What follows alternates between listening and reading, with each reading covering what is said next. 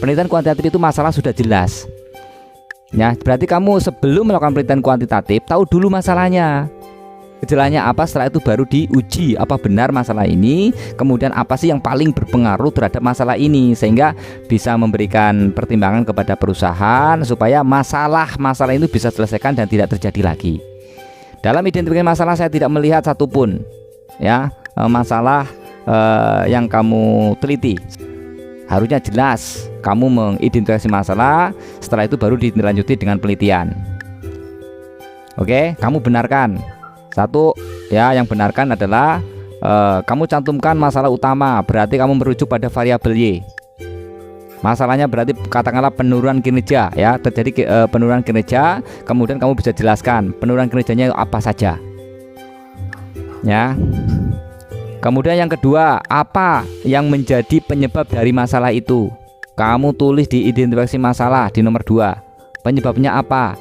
Ya harusnya kamu tahu dong penyebabnya, karena kamu kan yang mengobservasi terlebih dahulu sebelum melakukan penelitian. Ini poin-poinnya harus sampai 5 atau? Terserah. Yang namanya identifikasi masalah itu semua masalah yang terjadi dalam penelitianmu. Mau 5, mau 10, mau 20, mau 100 masalah pun silahkan, namanya juga mengidentifikasi masalah. Nah ya kan? Setelah itu nanti karena banyak sekali masalah untuk kamu teliti kan nggak mungkin seandainya ada 100, maka muncullah yang namanya batasan masalah. Jadi batasan masalah itu membatasi ya untuk kamu teliti supaya tidak banyak yang diteliti, karena kalau nelitinya banyak masalah nanti menjadi tidak fokus, butuh waktu yang lama dan butuh biaya yang lama, maka muncullah yang namanya batasan masalah. Oke, pertanyaan selanjutnya belum kamu jawab. Apa sih penyebab dari masalah utama? Ya, penyebab dari penurunan kinerja itu masalahnya apa?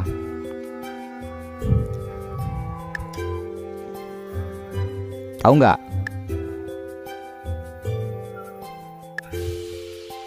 Nggak tahu. Sekarang skripsi kamu udah jadi, datanya sudah diolah. Lalu pertanyaan saya, kamu neliti apa dalam penelitian ini? Masalahnya saja kamu nggak tahu. Penelitian kuantitatif itu ya identik dengan masalah yang sudah diketahui. Ya, masalah yang sudah diketahui, kemudian baru dianalisis masalahnya. Apa yang mempengaruhi dari masalah-masalah itu, yang paling banyak memberikan pengaruh apa, sehingga kamu nanti hasilnya bisa diinformasikan. Ini loh masalah utama disebabkan oleh ini. Ya, artinya apa? Sudah tahu, sudah ketemu solusinya. Ini yang harus digenjot supaya tidak terjadi permasalahan yang lebih memperburuk di kejadian yang akan datang. Jadi kuantitatif itu memang masalah harus tahu dulu, beda kualitatif. Tidak tahu sama sekali masalah ya, makanya kualitatif digali masalahnya kenapa. Ya, makanya di kuantitatif ya keterhubungan antara variabel-variabel yang ada ya, seperti itu. Karena jumlah populasinya banyak ya, maka perlu adanya koleksi data. Jadi data dihimpun, diambil, kemudian dianalisa dari data itu. Makanya yang disebut dengan penelitian kuantitatif ya seperti itu. Karena banyak masanya, banyak respondennya, kita nggak mungkin ambil semuanya untuk kita teliti. Kita ambil sampelnya. Itu namanya penelitian kuantitatif. Ya, kamu lakukan penelitian kuantitatif atau kualitatif? Nah, kuantitatif. Nah, sementara kamu udah jadi penelitiannya tapi nggak tahu yang mau diteliti. Masalah yang mau diteliti nggak tahu. Iki piye? Hah? Bagaimana? Saya tanya masalahnya apa? Oke, udah terjawab. Apa sih yang menjadi sinyal dari penyebab masalah? Kamu berangkat dari mana saat melakukan penelitian ini? Hah? Bukan, maksudnya berangkat dari rumah. Kamu mengawali penelitian ini dari apa? Apa dari judul? Kemudian uplek-uplek judul, akhirnya kamu bukan meneliti masalah tapi meneliti judul. Kamu berangkat dari mana penelitian ini? Nah, dari judul atau dari masalah yang terjadi? Nah, dari judul. Akhirnya kamu meneliti judul. Judulnya nggak pas dengan kejadian yang sebenarnya di perusahaan. Ya, akhirnya hasil dari skripsi ini udah amburadul. Betul enggak?